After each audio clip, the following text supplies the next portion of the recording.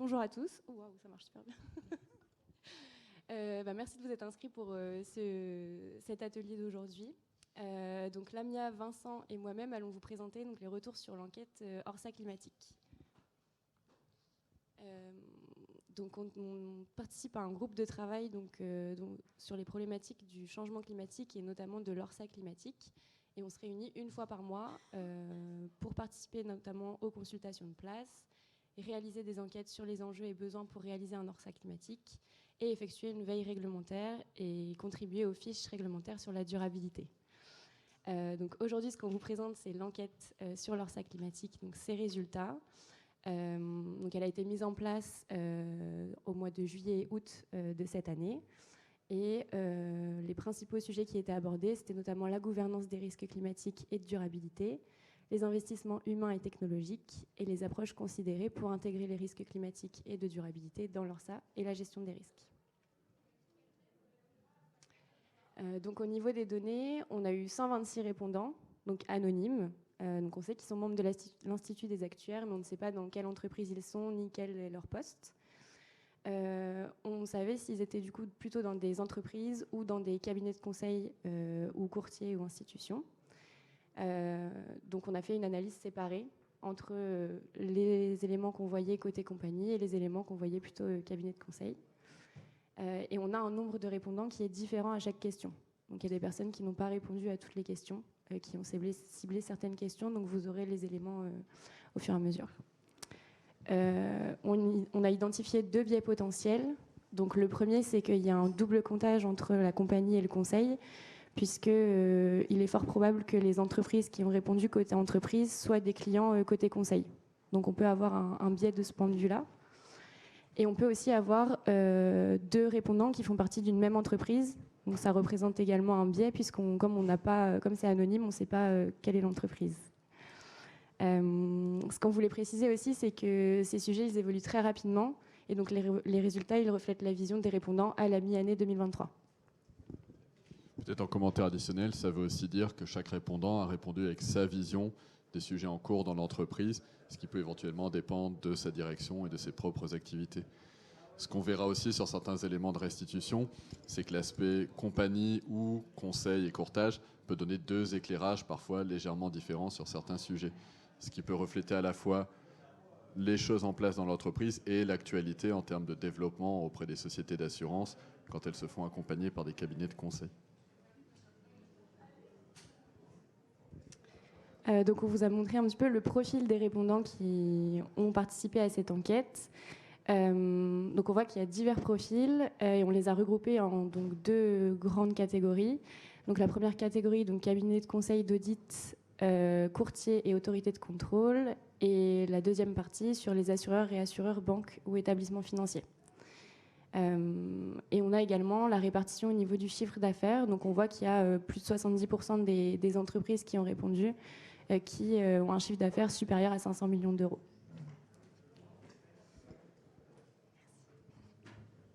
Donc là, on commence avec les premiers résultats donc, sur les questions. Donc c'est est-ce qu'il existe une politique écrite spécifique pour les risques climatiques et de durabilité. Donc là, en fait, on n'a que la partie des 90 répondants qui correspondent aux entreprises, donc hors conseil, hors courtier et hors autorité de contrôle. Donc on voit qu'il y a plus de 70% des répondants qui ont une politique écrite spécifique pour les risques climatiques et de durabilité, qui ont un chiffre d'affaires supérieur à 500 millions d'euros. Donc ça, c'est ce qu'on peut voir sur le graphique, le diagramme en bas à droite. Et on voit que donc on a quand même beaucoup d'acteurs qui n'ont pas de politique écrite spécifique pour ces risques-là. C'est ce que vous voyez en bleu foncé dans les diagrammes.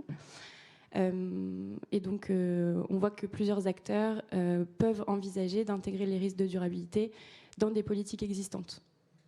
Donc, par exemple, on pense, alors ça c'est une hypothèse, mais on pense que ça peut être en lien avec les exigences de l'intégration de la durabilité dans Solvabilité 2.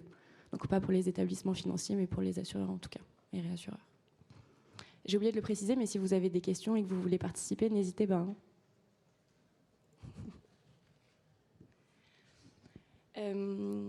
Il y a eu aussi une question sur la double matérialité. Donc, pour rappel, la double matérialité, c'est une matérialité financière. Donc, financière, c'est impact de l'environnement sur les entreprises.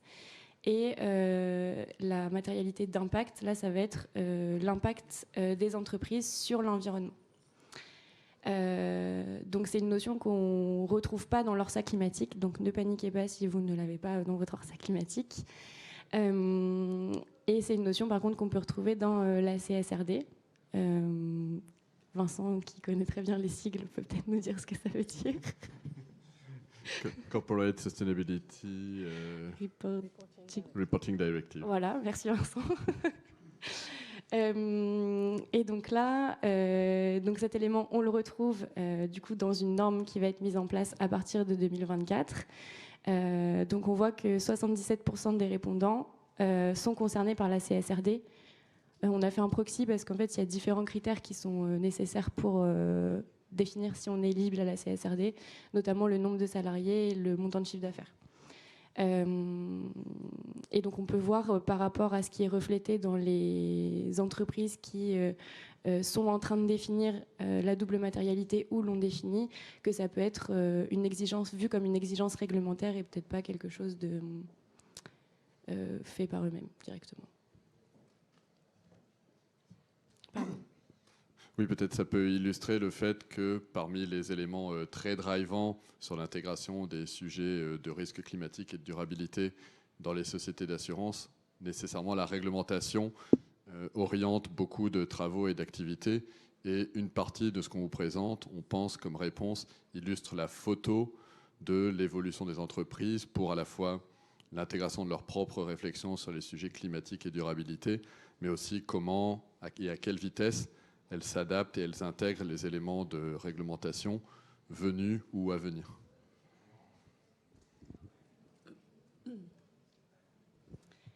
Ensuite, on s'est posé la question sur est-ce qu'il existe des indicateurs de suivi de ces risques de durabilité et climatique. Donc, d'un point de vue des entreprises, on voit qu'il y a 75% des répondants qui ont défini ou sont en train de définir des indicateurs de suivi. Et dans ces 75 répondants qui ont répondu, enfin, qui ont des indicateurs de suivi, il y en a un tiers qui les ont intégrés dans le cadre usuel d'appétence de leur entreprise. Et on en a un quart qui n'ont pas défini par contre de seuil de dépassement et de gouvernance correspondant. Donc on voit que même quand on compare avec la vision conseil, on voit qu'il y a quand même une part importante des acteurs qui ont engagé des travaux sur la mise en place d'indicateurs de suivi des risques de durabilité et climatique. Et que 56% de ces entreprises qui ont mis en place les indicateurs les intègrent dans le cadre usuel d'appétence du risque.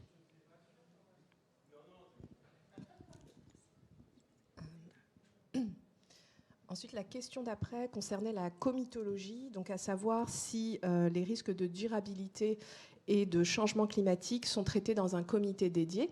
Donc on voit ici les réponses.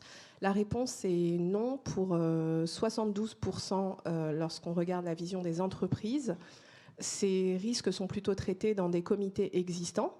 Et on peut voir en dessous la liste des comités, donc spécifiques, risques, CODIR, investissement, etc. Donc seuls 28% des répondants disent avoir un comité dédié à ces risques-là. En ce qui concerne la vision conseil-courtage, on a un nombre de oui plus élevé avec 44%. Et là, on pense qu'il y a un petit biais puisque la question qui était posée au cabinet de conseil, c'était par rapport à leurs clients, donc les clients chez qui ils interviennent et qu'ils connaissent. Et donc, on se dit qu'il est plus facile pour un client qui a déjà une gouvernance établie et des comités dédiés de mandater des missions de conseil sur les sujets ESG. C'est pour ça qu'on pense que ce 44-56% contient peut-être un biais. Peut-être sur le sujet des comités, c'est des choses qu'on peut aussi... bon, nous, on est côté conseil, donc c'est aussi des choses qu'on voit dans nos missions. C'est que dans la réflexion des clients, et on pense que ça se reflète dans les chiffres, il y a une première étape qui est aussi autour de l'organisation, parce que pour prendre des décisions, pour prendre des orientations, il faut déjà qu'une comitologie soit en place, qu'elle soit intégrée dans des comités dédiés, c'est plutôt l'approche économique sur le sujet de la durabilité, où on reste sur un volume de gouvernance qui est celui existant, ou qu'on consacre un comité spécifique au sujet RSE qui drivera les travaux et les différentes orientations sur les politiques, sur les indicateurs, et on le verra après sur les éléments de scénario climatique. Merci. La question suivante, c'était par rapport aux formations. Donc, votre entreprise a-t-elle engagé des actions de formation sur le sujet de la durabilité et du climat ? Donc, sur la vision entreprise, on voit bien ici que plus de 80% des répondants assurent avoir engagé des formations. Et ce qu'on voit également, c'est que vraiment, c'est un sujet qui est dans les préoccupations immédiates des instances gouvernantes, avec des instances dirigeantes des différentes compagnies, avec 65% des conseils d'administration et 71% des comités de direction qui ont déjà reçu ou vont recevoir dans un avenir proche une formation. Et ça rejoint un peu ce que tu disais, Vincent, sur le fait que finalement on suit un peu la réglementation. Et comme en ce moment la réglementation évolue, on a des instances dirigeantes qui s'intéressent très fortement à ce sujet-là. Quand on regarde au niveau des directions un peu plus spécifiques et des collaborateurs, on a des taux qui baissent à 58% et 49% respectivement. Pour la vision conseil-courtage, donc est-ce que les cabinets de conseil ont donné des formations à leurs clients ? On voit que c'est un peu plus mitigé, donc on a 45% de oui, 42% de non. Donc ça montre peut-être aussi que les cabinets de conseil ont peut-être deux types de clients, des clients qui sont plutôt avancés sur la réflexion sur le sujet et d'autres qui ne le sont pas. Par contre, ce qu'on voit pour tous ceux qui ont répondu oui, c'est que dans 75% des cas, les formations portaient à la fois sur des sujets généraux, sur les évolutions réglementaires, sur le suivi et la gestion des risques et sur la modélisation des risques. Donc quand des formations ont été données, elles couvraient un large panel de sujets liés à l'ESG. Là aussi, on pense que c'est le reflet d'un chemin parcouru, parce que si on se replace un an et demi en arrière, le type de formation qu'on pouvait voir, le type de communication associée, était plutôt sur des sujets généralistes. Quels sont les enjeux de la durabilité ? Quels sont les facteurs du changement climatique ? Quelles sont les actions réglementaires ou de société en cours ?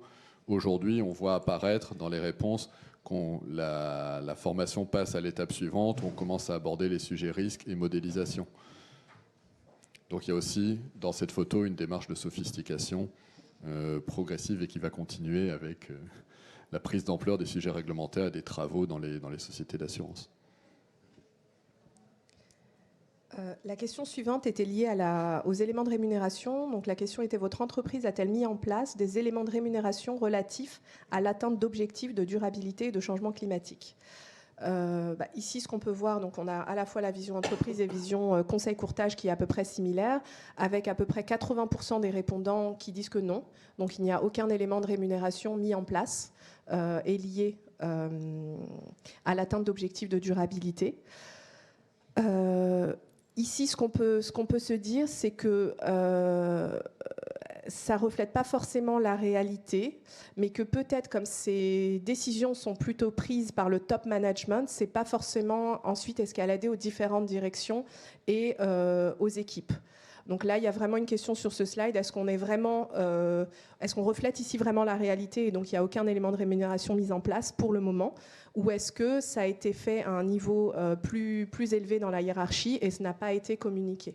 Je ne sais pas ce que vous en pensez ici par rapport à ce qui se fait dans vos compagnies. Je crois qu'on voit souvent soit au niveau des cadres dirigeants, soit au niveau des intéressements participation. Alors, est-ce que ça rentre dans votre définition d'AREM ? Oui. Parfaitement. Mais donc, c'est des choses qui sont discutées avec les collaborateurs, si ça fait partie de la participation. Ou est-ce que ce n'est pas communiqué ? Ça en fait partie, mais on ne le communique pas.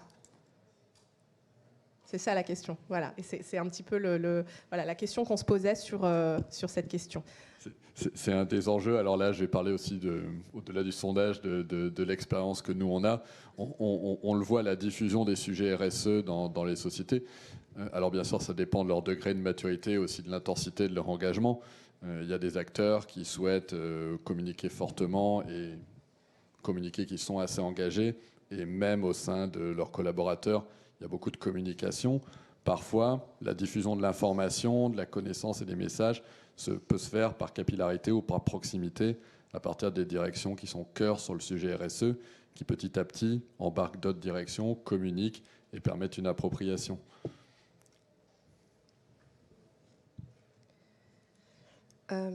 Cette question était la suivante. Ordonnez les différents sujets suivants en termes de transformation pour votre entreprise pour un horizon de 3 à 5 ans. Donc on avait listé 8 sujets que vous pouvez voir là. Gestion des risques ORSA, pricing, gestion d'actifs, stratégie, reserving, gouvernance, formation et communication.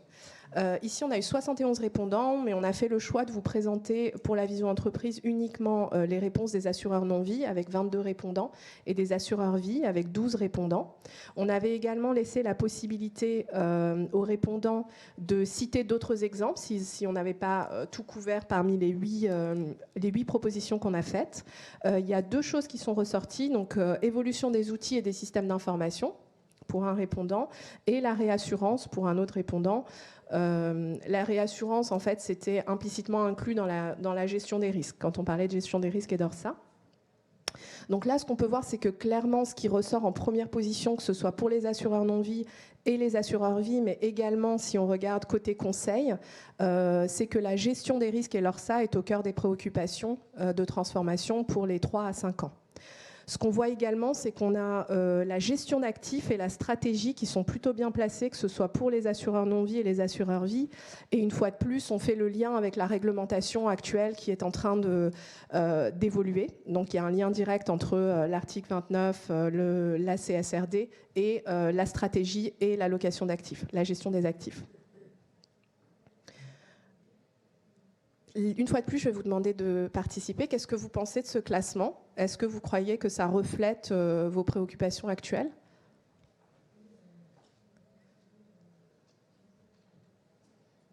Peut-être une surprise de voir formation en 7e, et en même temps, il y a peut-être peu de différence. Une surprise de voir formation en 7e, alors que toutes les compagnies, tout le monde commence par la formation. C'est vraiment la première marche de l'escalier. Donc le voir, c'est loin, mais l'explication, c'est peut-être qu'il y a assez peu derrière le ranking, il y a peut-être assez peu de différence de pourcentage de réponses. On avait aussi une hypothèse d'interprétation, comme on était sur un questionnaire sur l'ORSA climatique, que beaucoup de questions sont assez orientées mesure et gestion des risques. Il se peut que le profil des répondants soit aussi par affinité. Peut-être s'il y a des acteurs non-vie, est-ce que sur le positionnement du pricing, c'est quelque chose que vous retrouvez dans votre pratique ?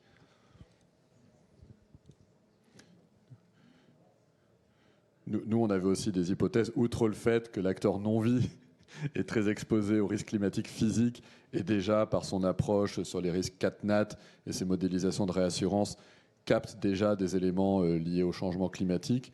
On l'interprète aussi par le fait qu'il y ait, dans les contextes réglementaires, il y a le KPI souscription non-vie dans le cadre de la taxonomie européenne qui pose ou repose sous un nouvel angle d'éclairage le sujet du pricing, vu que c'est un des critères d'alignement à la taxonomie, d'avoir un pricing sophistiqué et forward-looking sur les risques climatiques, c'est-à-dire qui ne projette pas juste le passé, mais qui modèle aussi l'avenir dans des contextes de changement climatique, et aussi par les questions qui sont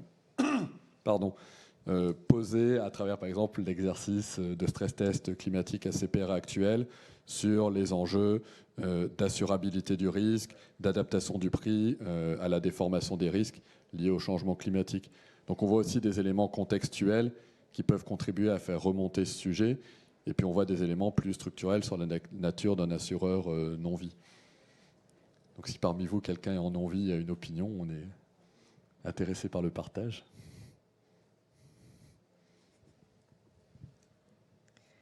Je vais accélérer un petit peu parce que je crois qu'on est limite en temps.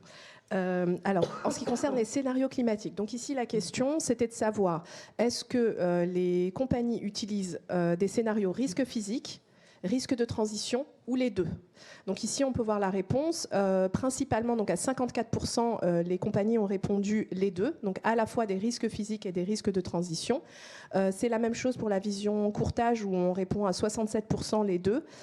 Par contre, ce qui était intéressant de relever par rapport à ces résultats, c'est qu'on avait la possibilité de dire « je ne sais pas ». Et il y a eu beaucoup de répondants qui ont dit « je ne sais pas ».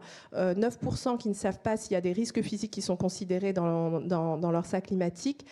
18% qui ne savent pas si des scénarios de transition sont considérés. Et on voit que dans la vision conseil-courtage, on a également pas mal de répondants, donc 25% pour les risques physiques et 36% pour les risques de transition, qui ne savent pas si leurs clients utilisent ce type de risque dans leur scénario climatique.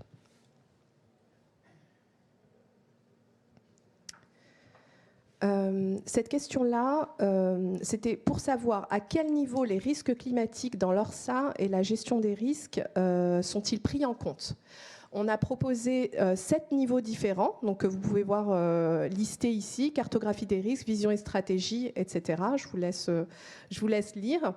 Et ensuite, la question, c'était de savoir si c'était pris en compte entre 5 et 7 niveaux, entre 3 et 4 niveaux, ou pas du tout, et 2 niveaux, donc très peu. Ce qui est ressorti, comme vous pouvez le voir, pour la vision entreprise, c'est que 56% des entreprises intègrent le risque climatique dans leur SA dans au moins 5 à 7 niveaux. Ce qui ressort, les 2 niveaux qui ressortent principalement sont la cartographie des risques et les stress tests et sensibilité instantanée.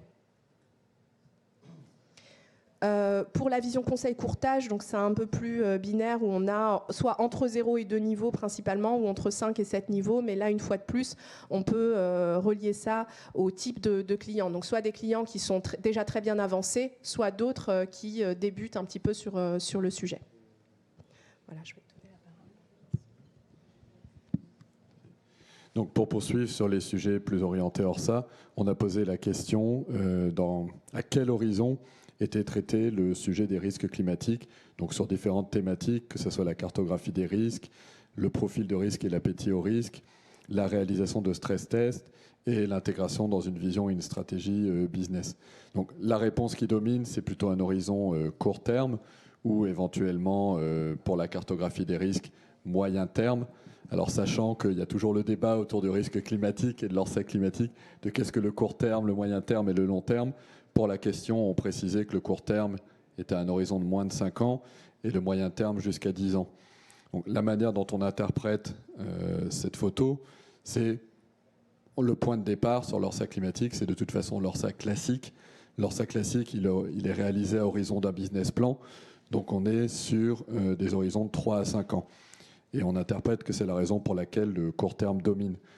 Quand on réalise, à côté de ça, des travaux en termes de cartographie des risques, on a toujours une approche aussi sur les risques émergents ou les principaux risques, où on se place parfois sur des horizons un peu plus longs. Et c'est comme ça qu'on interprète cette occurrence plus forte sur du moyen terme sur spécifiquement les sujets de cartographie des risques. Ensuite, sur le sujet des management actions, pour les répondants qui les ont envisagés, on voit de la même manière que, toujours un héritage, on pense, de l'ORSA classique, le court terme prédomine, mais on a aussi une occurrence qui est plus forte sur une prise en compte du moyen terme. On pense qu'un élément, c'est le reflet aussi de la photo de l'état d'avancement du marché, qui est en partie incité, ou avec une volonté d'incitation à travers les stress tests climatiques de la CPR, qui donnait la possibilité et qui porte un accent plus fort dans ce nouvel exercice sur le sujet des management actions et la réalisation de stress tests long terme en bilan dynamique. Mais on voit aussi dans cette photo que la réflexion elle est encore en cours et que des réflexions management action ou stress test classique sur du moyen ou du long terme est encore en cours de mise en place et de développement dans les entreprises.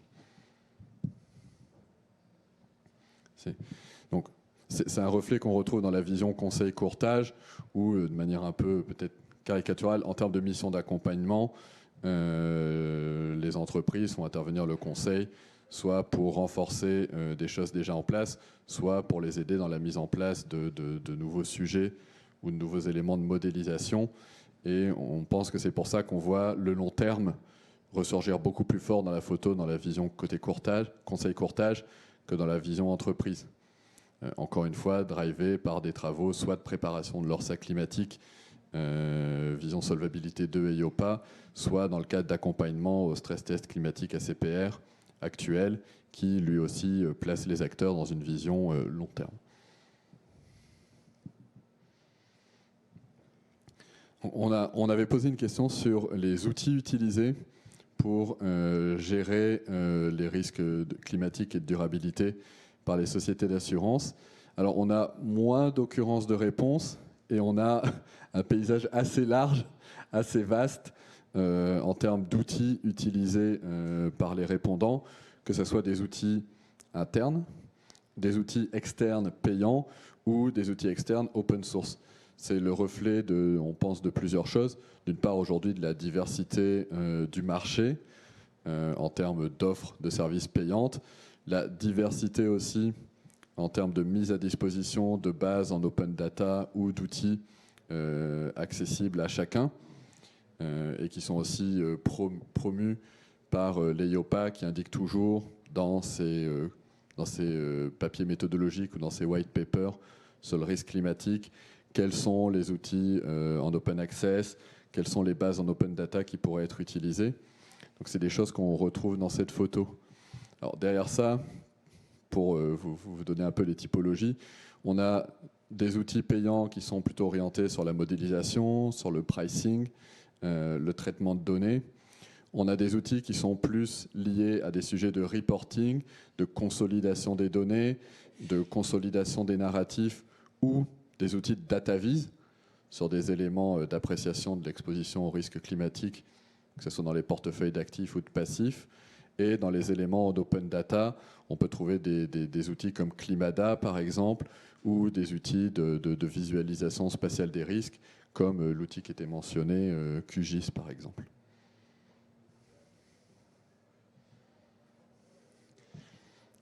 Alors, un aspect qu'on trouve intéressant, on trouve toutes les réponses intéressantes, mais celui-ci est assez éclairant, c'est l'avis des répondants sur les scénarios climatiques, sur la question de savoir est-ce que les scénarios climatiques devraient être laissés au libre choix des sociétés d'assurance, est-ce qu'ils devraient correspondre à des scénarios en open access public, ou est-ce qu'il faudrait quelque chose de plus imposé en termes de catalogue de scénarios et de type de scénarios à utiliser?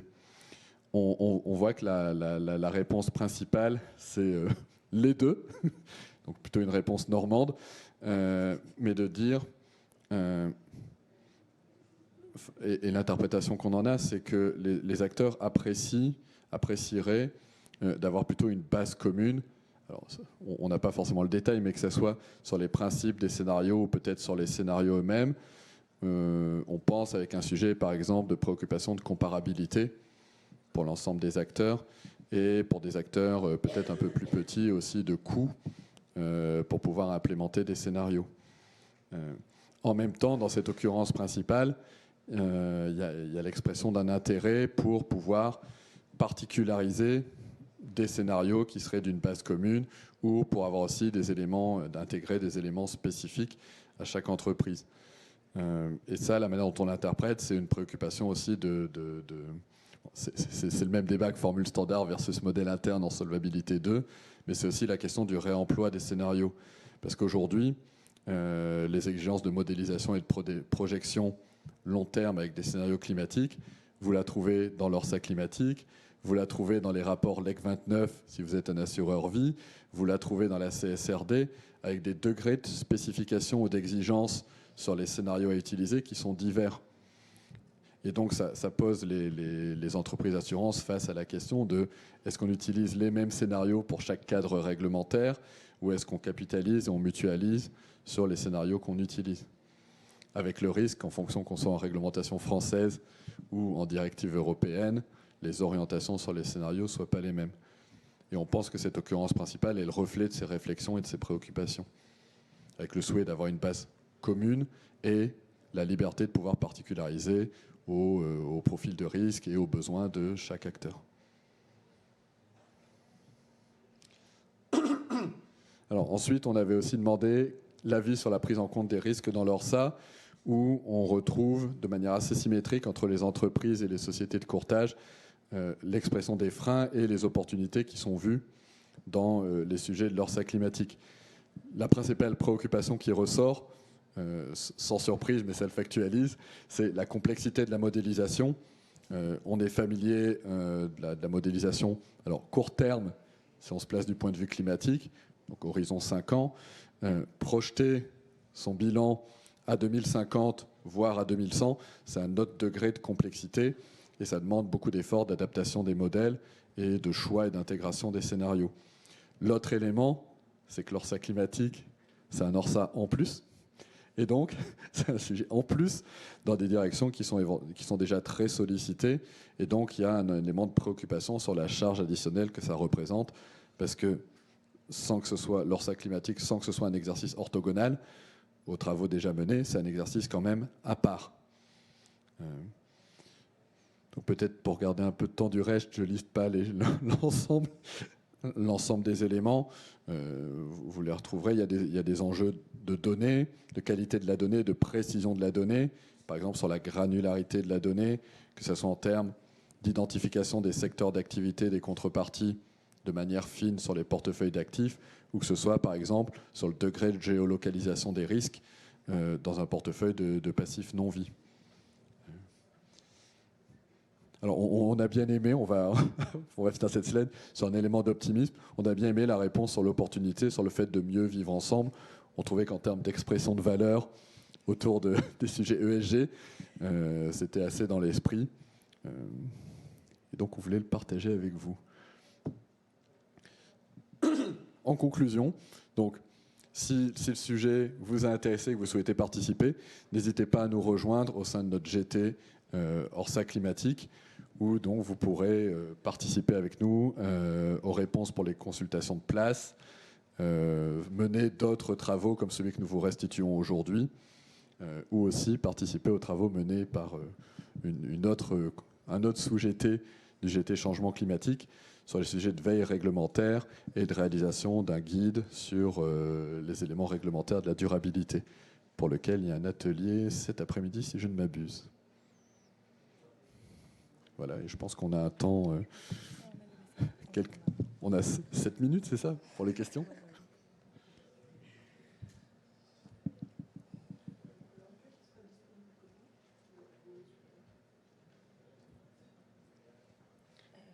Alors, c'est une bonne question. Pour les participants à la journée, la présentation sera disponible. Et les modalités de diffusion de l'enquête, je ne sais pas. Il faudra qu'on voit avec l'Institut.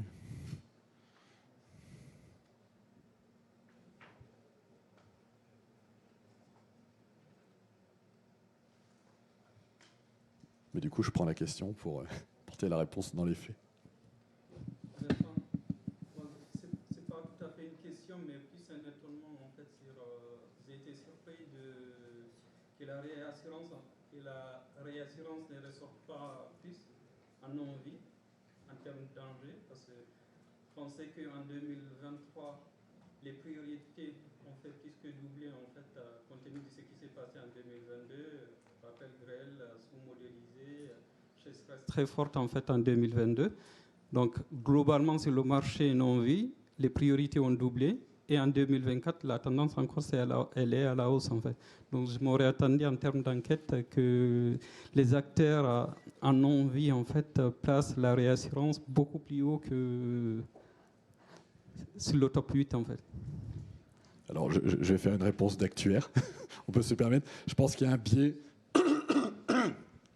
Il y a un biais dans les modalités de questions où la réassurance était intégrée globalement sur le sujet gestion des risques et ORSA. Donc on pense qu'elle ne ressort pas parce qu'elle était embarquée dans une autre question explicitement sur le questionnaire. Mais effectivement, les préoccupations que tu évoques, on les retrouve aujourd'hui, toutes les personnes avec qui on travaille, avec qui on échange globalement autour du stress test ACPR, dans les éléments de préoccupation et de réflexion principaux autour de l'exercice, il y a ce sujet de la réassurance qui ressort clairement, pour les raisons que tu évoques.